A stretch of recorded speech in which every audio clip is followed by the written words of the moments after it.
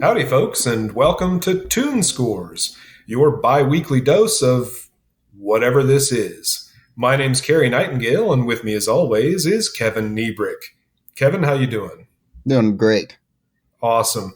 I hope you're excited, as I am, because we've got a very special episode this evening. We picked 3 songs that are from Georgia, and we're going to present them to you and to each other and see if we can find out what makes a good song from Georgia. I suspect it's the same thing as what makes a good song from anywhere else. It's just from Georgia. We're going to kick it off with the very first song, Chattahoochee by Alan Jackson. This was one of my selections, so I'll be presenting it to Kevin. And Kev, you listen to it as well. We'll see if you have a differing opinion and tune score than what I do, and I suspect that you will. For the composition of Chattahoochee, it has a solid, if brief, set of lyrics that give a real rush of nostalgia to anyone who grew up in a less than urban environment. We all got into our fair share of trouble and antics in our youth, but we don't all acquire that same sense of appreciation for that age of simplicity like Alan Jackson shows here. I particularly liked verse 2, in which his date wasn't ready for the same kind of intimacy as the narrator, so he took her out for a burger and snow cone instead. Wholesome stuff. There's a lot of cowboy chords here, and 1 or 2 might even step outside the key, but it all sounds good, especially with the layered lines from the fiddle, electric guitar, and steel guitar.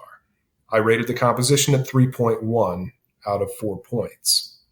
I wonder if country artists don't get the recognition they deserve for skillful playing.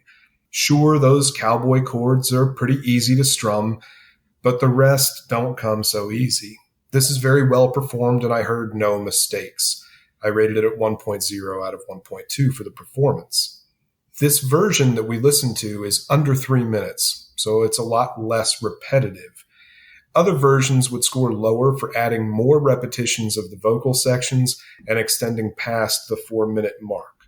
So for this production, I rated it a 1.0 out of 1.2. And lastly, for the appeal, I rated it at 3.0 out of 3.6. Alan Jackson made a fun tune that certainly reminds me of my misspent youth, even though my environment was a bit different than being however far a yonder is from the Chattahoochee River.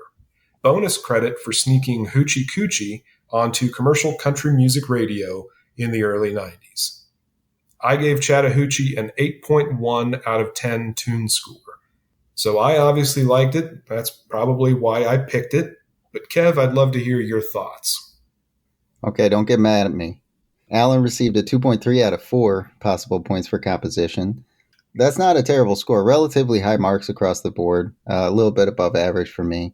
Some lyrical decisions in the writing I didn't appreciate. Hoochie Coochie in particular sounded very outdated. I think it's a term that used to be maybe a little bit spicy, and now it's a lot cheesy.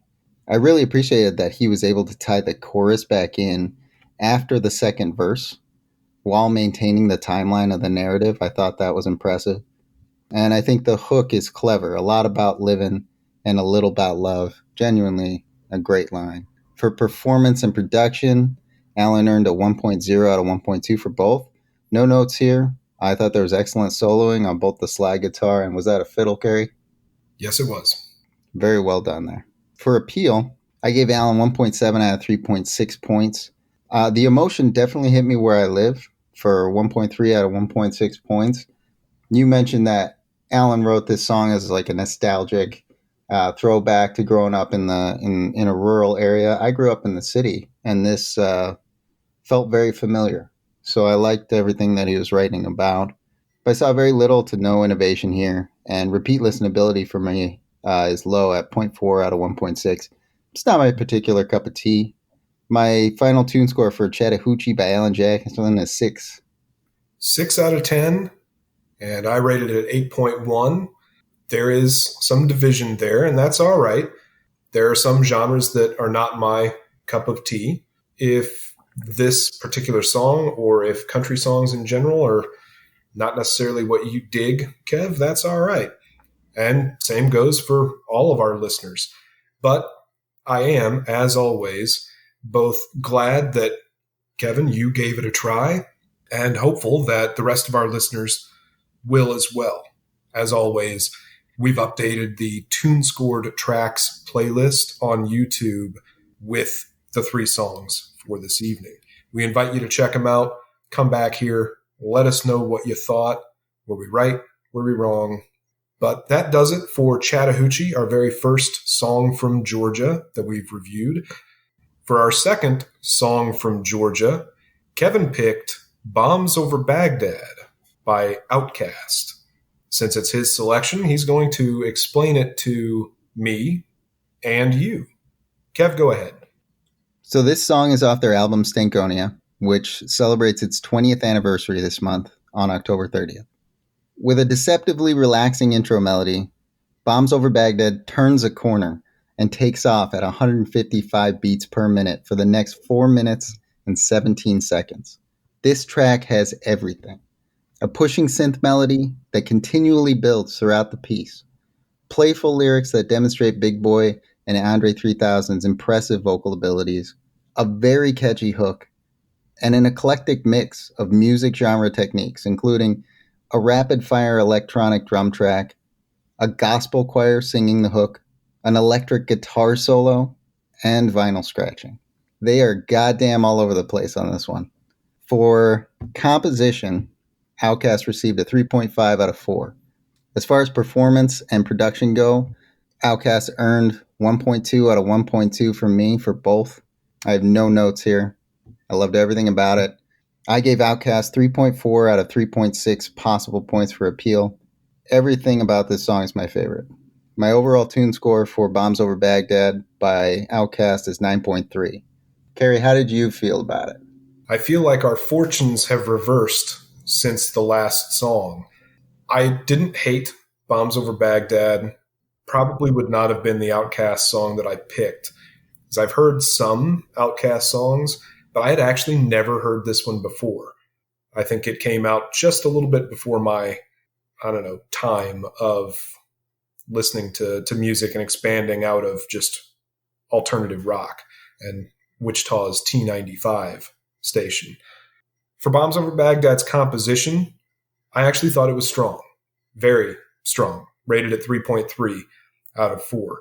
My favorite lyrics in B.O.B. were, better be a household name, weatherman telling us it ain't gonna rain, so now we sitting in a drop top, soaking wet in a silk suit, trying not to sweat, from Andre. And before you read up, get a laptop, make a business for yourself, boy, set some goals, make a fair diamond out of dusty coals. Record number 4, but we on a roll.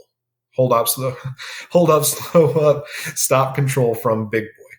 I wondered what the significance of Baghdad is in the chorus, though, because I think this was, if the 20th anniversary's rapidly approaching, this puts it at a release date of 2000. We didn't go into Baghdad for the Iraq War until I think we bombed them right before or right after St. Patrick's Day in '03. But if this came out in 2000, it's also a little bit after the first Gulf War. I don't know. It was a little confusing to me. It didn't seem to make a whole lot of contextual sense with the rest of the song.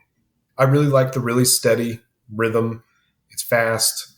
There's the cool, overdriven guitar lead that actually gives a sense of harmonic movement. Although you mentioned synth, Kev, and I think I might have heard what I know to be an electric guitar solo later in the song.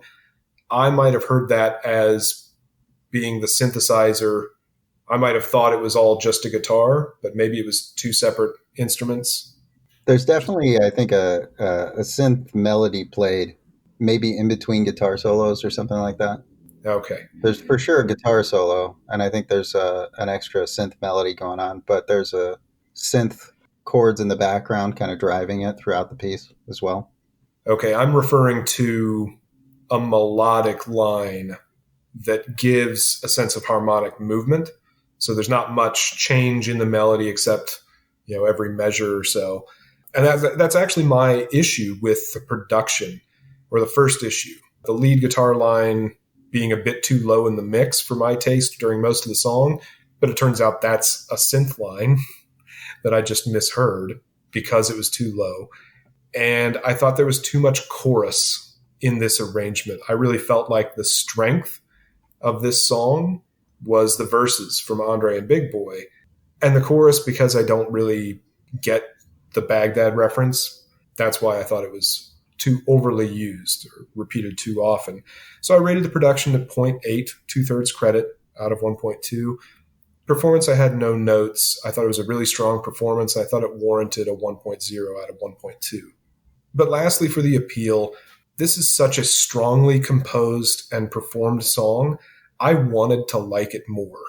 But I think that rapid fire delivery and my own lack of understanding about why they made Bombs Over Baghdad the hook makes me feel a little less emotion from this track than I do from Miss Jackson or The Whole World or Hey Ya or even Roses.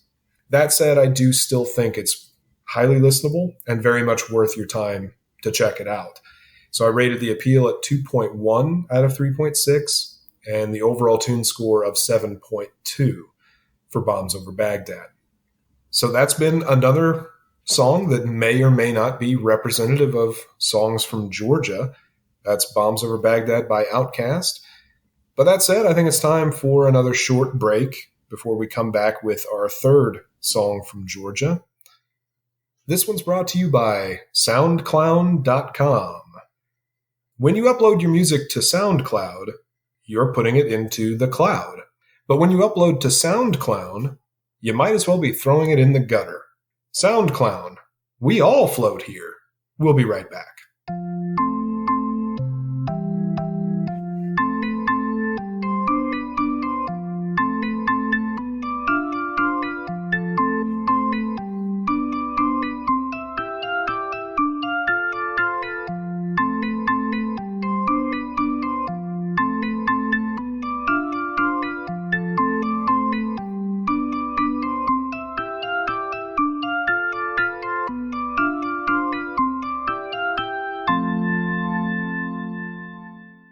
Howdy, folks, and welcome back. For our final song, which was my selection out of songs from Georgia, I have to make a confession. This whole episode was an excuse for me to take a deep dive on this last song, because it's not actually from the state of Georgia that you're probably thinking of. It's from the country of Georgia, and I thought saying songs from Georgia would be a pretty fun way of doing it. So our last song is Kavkasiuri Satrpialo by Debi Gogochurebi, or Caucasian Serenade by the sisters Gogochuri. Since it was my selection, I'll go ahead and kick it off. For the composition of Caucasian Serenade, there's not much insight I can give about the lyrics other than they're in Georgian. The online translation I found shows them to be possibly poetically referential to aspects of the natural environment and possibly sung from the perspective of a male narrator with many brave men as rivals about a beautiful woman named Vorida. More importantly, they sound good to me, and I don't understand them, so I can't be offended by them. The basic lead vocal melody is sweet enough, but it's the harmonizing by the other sisters that really stands out in this composition. I rated it a 3.3 out of 4 for the composition. And maybe it's because I'm a sucker for clean vocal harmonies, but I hear more emotionality from the performers here than I would on most tracks. So I rated the performance at a 1.1 out of 1.2. Now, most versions of this tune seem to be free-range organic, by which I mean field recordings of outdoor performances. For this studio version, though, we get an even faster tempo, an electric bass, and some mad accordioning. The sisters take turn as lead singers. Each gets a verse starting with Kedevan, then Mariam, Tamar, and finally Manana. The production was strong. I rated it at 1.0 out of 1.2. Lastly, the appeal, which I rated at 3.1 out of 3.6. although, or maybe because I can't understand the lyrics, I love this song. It really is beautiful, and this is one of the few Georgian folk songs I've found with full band instrumentation above and beyond the traditional panduri, which is a three-stringed instrument, sort of like a primeval guitar, if you want to look at it that way, a bass panduri, and a goblet drum, which is what most versions of this song feature. And now, with words just jam-packed with consonants, the Georgian language doesn't seem a good candidate for expressive singing, but it looks like there's actually a tradition of just that. Some other excellent vocalists from the Republic of Georgia, if you're interested, are Mariam Eliashvili, the trio Mandili, and even the rapper Young Mike, if you're interested in checking those out. My overall tune score for Kavkasiuri Satrpialo is an 8.5 out of 10. But Kev, this is probably not what you were expecting, let alone what the audience was expecting when I said songs from Georgia. Sorry if you feel shanghaied and or bamboozled, but I would love to hear what your thoughts are on this song. I was pleasantly surprised, actually. So for composition, the sisters Gogochurebi received 3.2 out of 4 points.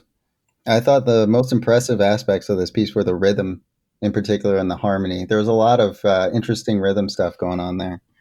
I gave them, they earned, 1.0 out of 1.2 for both performance and production. Again, the piece sounds technically challenging and is a little bit imperfect, but well executed. And finally, I gave the sisters Gogochurebi 1.8 out of 3.6 for appeal. Again, I think the most important part of this piece is that rhythm aspect. I couldn't quite nail down the time signature. I couldn't hear quite what was going on there, but it sounded almost polyrhythmic. Very interesting. And finally, I gave the sisters Gogochurebi a final tune score of 7.0. Fantastic. Well, it sounds like you didn't mind so much being shanghaied on this trip to Georgia and finding a song from it. And to you, dear listeners, I hope you didn't mind my little trick either. I hope, if nothing else, you learned a little something about global music or world music, or something that's a little outside your comfort zone today. And yes, I'm referring to Chattahoochee and being hotter than a hoochie coochie. With that said, I think it's time to end for this episode. We want to thank you so much for joining us and tuning in. Check out those songs on the updated TuneScores tracks playlist. Let us know what you thought. We look forward to seeing you in the next one. That's been Kevin Niebrick. I've been Cary Nightingale. Be well.